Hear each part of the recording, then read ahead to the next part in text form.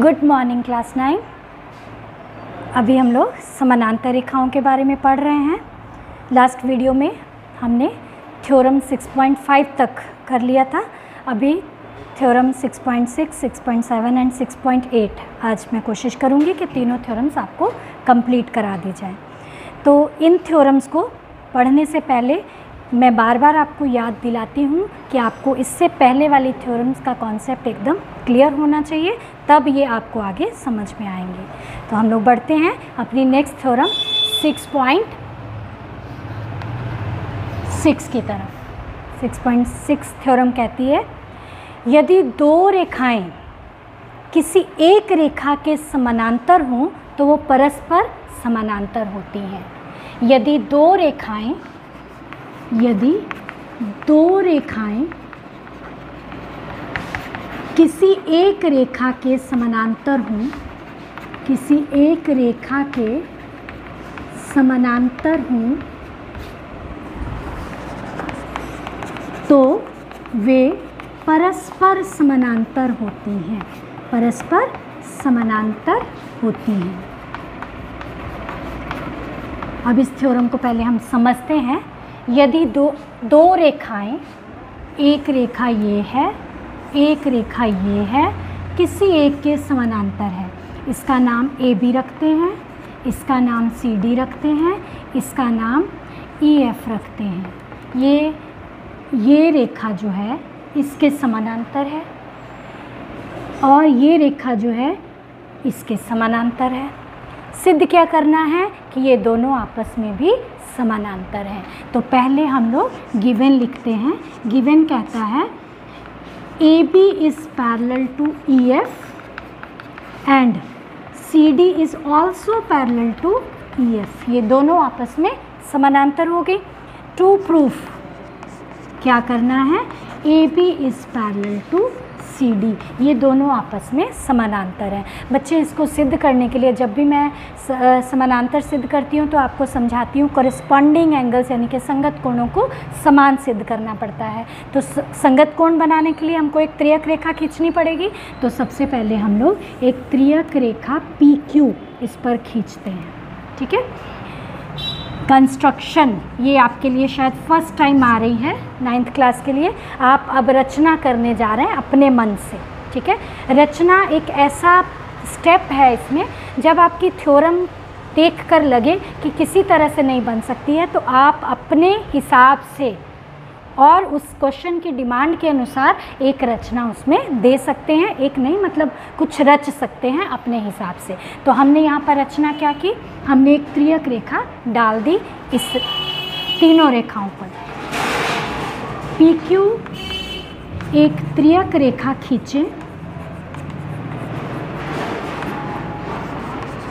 खींचे जो AB, CD और EF से होते हुए गुजरे। ये पता होना चाहिए ना कि किस पर हमने त्रियक रेखा खींची। आप इसका नाम भी रख सकते थे, ऐसी आवश्यकता नहीं पड़ेगी, इसलिए मैंने इसका नाम नहीं दिया है। अब देखो क्या होगा। ये जो कोण है एंगल 1 इस कोण के बराबर होगा, इसका नाम एंगल 2 रखते हैं।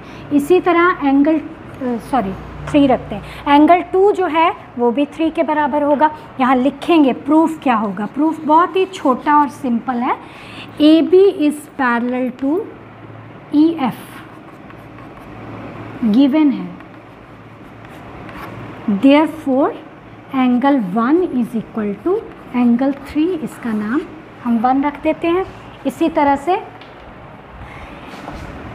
CD is parallel to EF, ये भी हमको गिवन है, इसलिए ये angle 2 is equal to angle 3। ये कौन से कोण है, संगत कोण यानी कि करेस्पॉन्डिंग एंगल। ठीक है। कौन से कोण है, संगत कोण, आपस में समान है।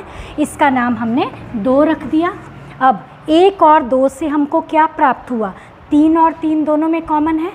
एंगल 1 भी 3 के बराबर है, एंगल 2 भी 3 के बराबर है। इसका मतलब 1 और 2 आपस में बराबर हो गए। यहाँ लिखेंगे 1 और 2 से क्या प्राप्त हुआ हमको, angle 1 is equal to angle 2। Angle 1 और 2 आपस में समान हैं। चूँकि ये संगत कोण है, इसलिए संगत कोण अभिगृहित से हमें क्या प्राप्त हुआ? अभिगृहित से क्या प्राप्त हो गया? AB is parallel to CD। AB is parallel to CD। ये हमारी थ्योरम नंबर 6.6 जो कि आपकी सबसे आसान थ्योरम्स में से एक है। ये लाइन इसके पैरेलल थी, ये लाइन इसके पैरेलल थी। हमने इन दोनों को आपस में संगत कोणों के माध्यम से समरूप सिद्ध कर दिया। ठीक है, ये बहुत ही आसान है, आप जल्दी से इसको समझ जाएंगे। 1-2 बार की रिवीजन काफ़ी होगी इसके लिए। तो अब हम बढ़ते हैं नेक्स्ट थ्योरम जो है त्रिभुज को लेकर। चूँकि इस चैप्टर में हमको त्रिभुज के कोण और बहिष्कोणों के बारे में भी जानना है, तो त्रिभुज के बारे में नेक्स्ट थ्योरम 7। इसके अनुसार किसी त्रिभुज के तीनों कोणों का योग 180 होता है। किसी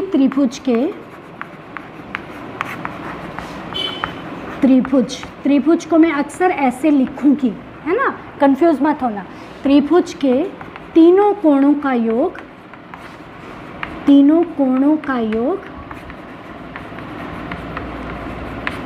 180 डिग्री होता है। क्लास 9 मैंने आपको पहले वीडियो में, आप मेरे लिंक में जाएंगे तो पहले वीडियो में फर्स्ट पार्ट में मैंने बताया कि त्रिभुज प्रमेय के 2 भाग होते हैं, एक यदि के बाद और एक तो के बाद। लेकिन यहाँ पर ना तो यदि है ना तो है, तो हमेशा कुछ ना कुछ चेंजेस भी आपको मिलते रहते हैं। तो यहाँ पर इस थ्योरम में भी एक चेंज है कि यहाँ यदि और तो आपके पास नहीं है, लेकिन आपको समझ में आसानी से आ जाएगा। इसमें दिया हुआ है एक त्रिभुज, उसके अलावा हमको कुछ नहीं दिया। सिद्ध क्या करना है कि तीनों कोणों के योग, उसके 3 कोण हैं, तीनों कोणों का योग 180। ये हम बचपन से ही करते आ रहे हैं कि त्रिभुज के तीनों कोणों का योग 180 डिग्री होता है। लेकिन अब हम इसको सिद्ध करेंगे ज्योमेट्रिकली। ठीक है, तो ज्योमेट्री के अनुसार हमको गिवन क्या है? ABC एक त्रिभुज है।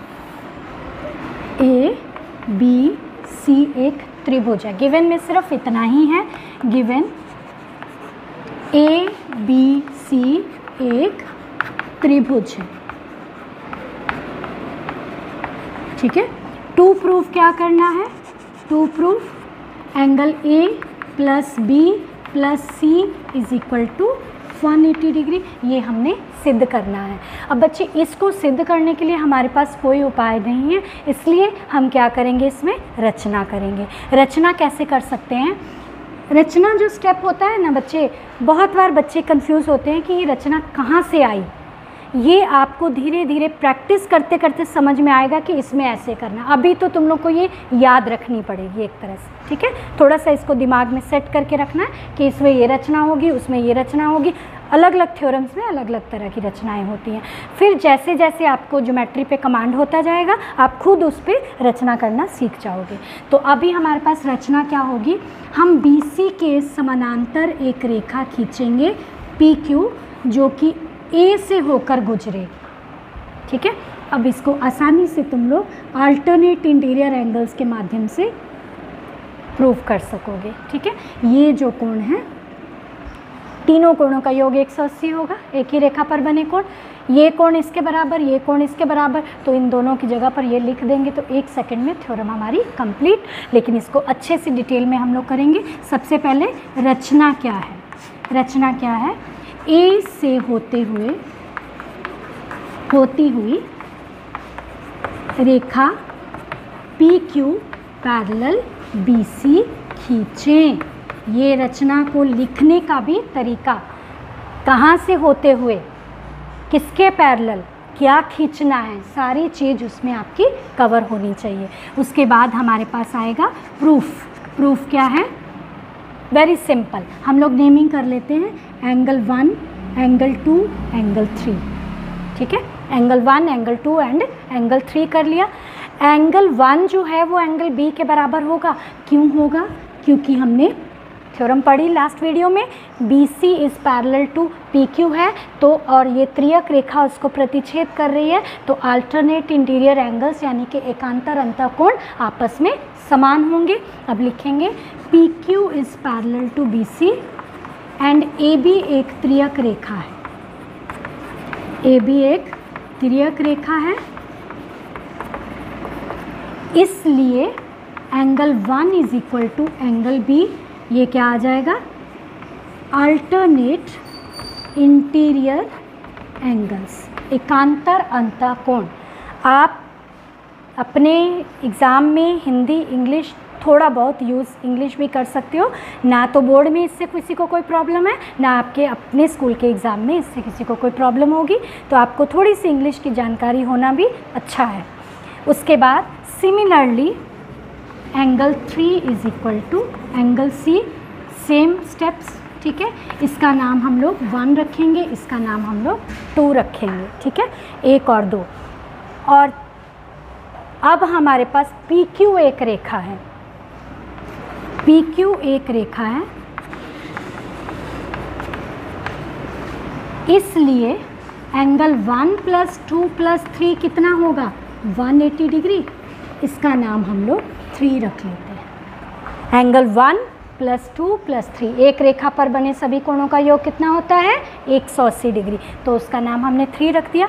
अब 1 का मान B पुट कर दें, 3 का मान C पुट कर दें, 2 तो A के बराबर है ही, तो इसको लिखेंगे put angle 1 is equal to angle A, 1 is equal to angle B and angle 3 is equal to angle C from 1 and 2 in 3, किस में पुट करेंगे, 3 में पुट करेंगे, तो ये हमारे पास आ जाएगा angle B plus angle 2 plus angle C is equal to 180, या फिर angle B plus angle A plus angle C is equal to 180।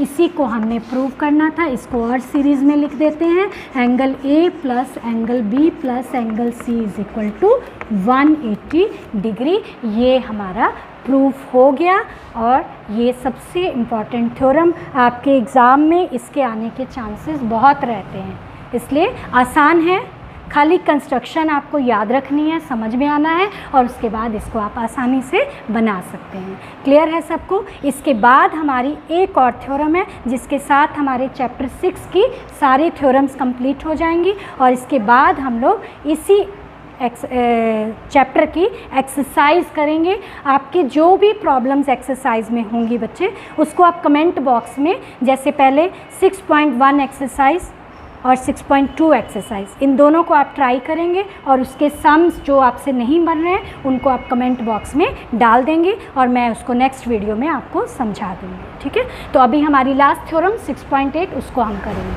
हाँ बच्चे, थ्योरम है आपकी 6.8।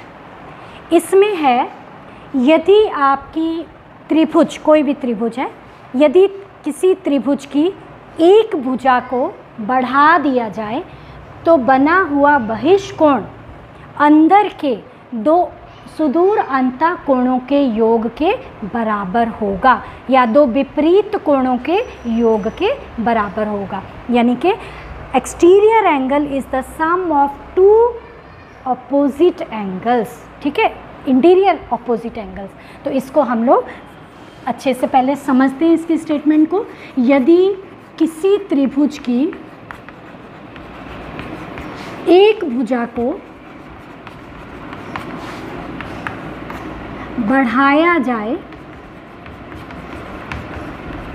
तो इस प्रकार बना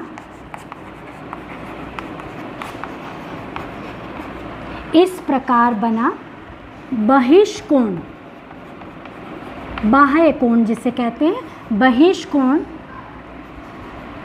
अंतः अभिमुख कोणों के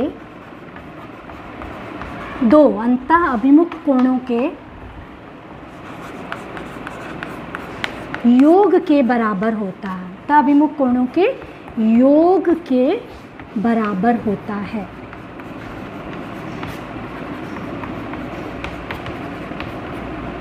एक त्रिभुज जिसकी एक भुजा को बढ़ाया गया। मैंने बेस को बढ़ाया, इसको भी बढ़ा सकते हैं, इसको भी बढ़ा सकते हैं, किसी भी एक भुजा को।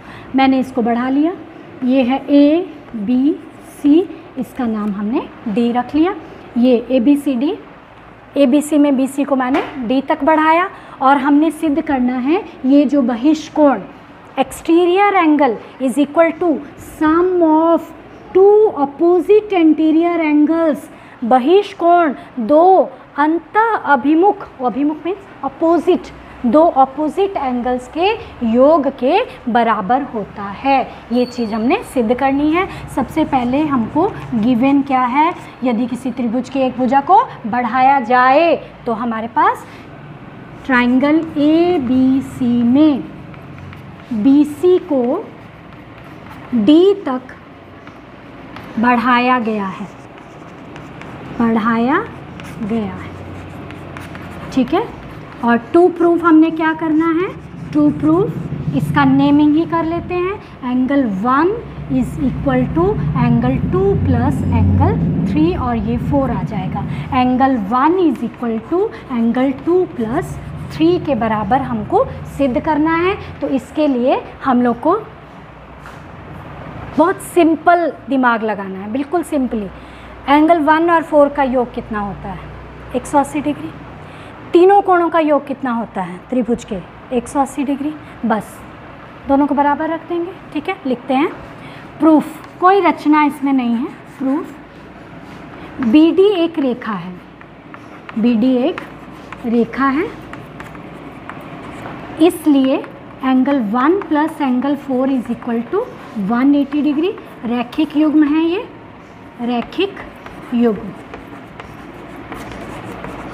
ठीक है। सेकेंड नंबर पर त्रिभुज ए बी सी में angle 2 plus angle 3 plus angle 4 is equal to 180 degree. इसका नाम 2 लिख देंगे। त्रिभुज के तीनों कोण, त्रिभुज के तीनों कोणों का योग, ये भी हम पिछले थ्योरम में पढ़ के आए हैं। तीनों कोणों का योग हमारे पास कितना आ गया, ये भी हम पढ़ के आए हैं। अब 1 और 2 से हमारे पास क्या प्राप्त हो गया, 1 और 2 से इन दोनों का योग भी 180 है, इन तीनों का योग भी 180 है। तो इन तीनों को इन दोनों के बराबर रखा जा सकता है ना। जिसका योग 180 है, चाहे 2 हो चाहे 3 हो, तो वो आपस में तो बराबर ही होंगे। तो angle 1 plus angle 4 is equal to angle 2 plus angle 3 plus angle 4। ये देखो 4 दोनों तरफ सेम है, इसको काट दिए। Then angle 1 is equal to angle 2 plus angle 3। यही हमने प्रूफ करना था और लास्ट में हम लिख देते हैं प्रूव्ड। ये हमारा प्रूफ हो गया। ये थ्योरम भी आपकी आसान थ्योरम है। पहली चारों थ्योरम से ये तीनों थ्योरम ज़्यादा आसान थी। अब आप इसको अच्छे से घर पे प्रैक्टिस करें। और जैसा कि मैंने आपको कहा 6.1 एंड 6.2 ये दोनों एक्सरसाइज आप ट्राई करेंगे। जिसमें आपको दिक्कत है आप कमेंट बॉक्स में क्वेश्चन और एक्सरसाइज दोनों का नंबर डाल के छोड़ देंगे और मैं नेक्स्ट वीडियो में आपकी प्रॉब्लम सॉल्व करूँगी। थैंक यू बच्चे।